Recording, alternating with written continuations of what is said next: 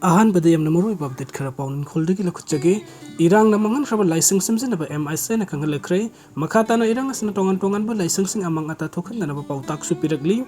income jar 2023 gi me ahum degi lamdam asida thorok liba maitei amati kuki gi thokaring ba irang asina maram oiduna lamdam asida leram pa lining ga mari leina ba tongan ba mafam sing amuk hanna Semjin Sajanaba India ki Home Minister Amit Shah da Manipur ki administration na kangan kre hairi wafa pasi lamdam masida February tara hundoi da President run chalai kraba matung haukiba March amada Amit Shah da lusingdo na New Delhi da pham kiba security review Meefam da Manipur ki administration da kangan kibani haina senior government official amada di Hindu da pungdo kibani hauzik lamdam masida President lakraba matung da India lengak na Manipur da bakilak diba tongan bakong tang asna maiti amati kuki ani ki forup da asoba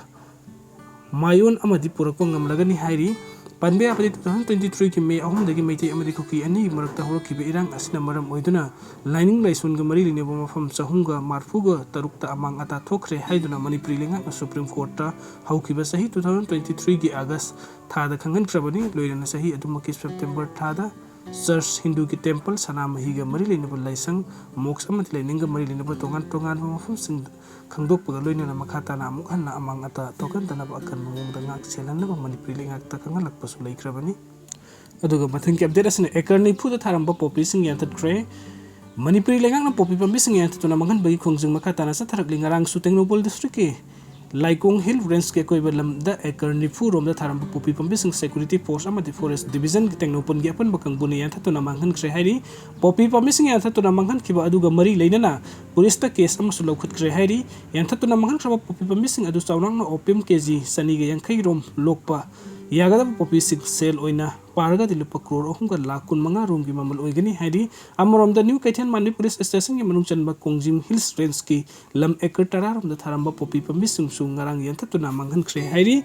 aduga makhata ba update na PLA gi miyo yani fare ngarang Imphal East district ki lamrai police station gi manung chana leiba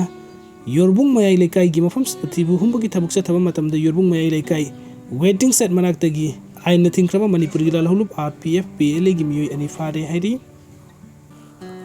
faraba miyo ani adu yorbung mayai lekai dagi ngairangbam aju chahi yangkai gi mapan amadi sakul mangkhewa dagi laisram bijoy singh kawi makoi ani dagi mobile phone ama supangle hairi police ki paw matung ina miyo ani adu gi fagat lab polom sing adu ga loina lamlai police station da khosin nakre hairi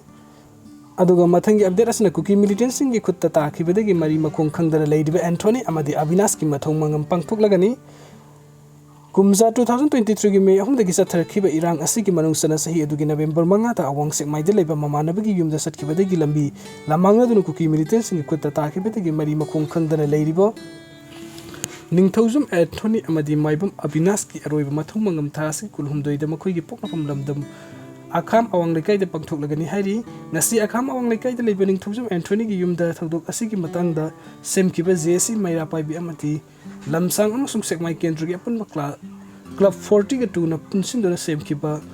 Rural United Clubs Organization ruko gi mihut singaloin namphom khang kedraba nahani asigi mununga punna sathakiba Meefam amada wari asilo kibani nasigi Meefam adu saru yakiba ruko gi president ningthojum Basanto Kumar nahai kumza 2023 ki me ahum dagi satharkiba irang asigi manung chana sahi adumaki November 5 ta awang sing maide leiba mamanaba amagi yumna satkiba dagi nahani asigi mari makhung khangdana leirakibani Kuki Millitantsingna nahani asi hatre habagi pau phungbadagi mathangi numit November 3 ta makhoi butek ta kaidana phanghanaba hanagi CMN Birenda tam taksin ki thagdok asigi matangda JCCM dana nahani asigi thawai yaudra haksak oirabasu imung manumda khusin nabina ba taksin bata taraktabadagi madi makhong khangdana leiriba sahi nauriba nahani asi imung manumda Zara thaknaba amadi pisinna taksin ki bada sulenga ki mekedi ki paukum amata laktri haina pendaba phungdoki mahakna makhata ratuna taraga taruk Hirnan hani asigi aroiba mathong mangam pangthoktana lakpa asina imung manungda nangliba awabasing asi yenglaga JC mera paibi amati rukona kuna khanaduna satna bibagi matung inna masagi mohut mareng panggongna sinduna leiron chanbagi firib asi lorakpani thasi kulhumdoida pangthokkatoriba leiron chanbagi thawram asida lamdam asida leiriba miyam club maira paibi amadi CSO singa saruk yabiduna thawram asi mapuk phana phan biyo haiki loina naha asi na mari makong khangdana laikhiba asida imung manungna nangliba awaba asi yenglaga imungi miyoi ama lenga ki sanaba sinpham ama hapinaba mahakna Manipur gi governor Ajay Kumar Balagi pungning singchingki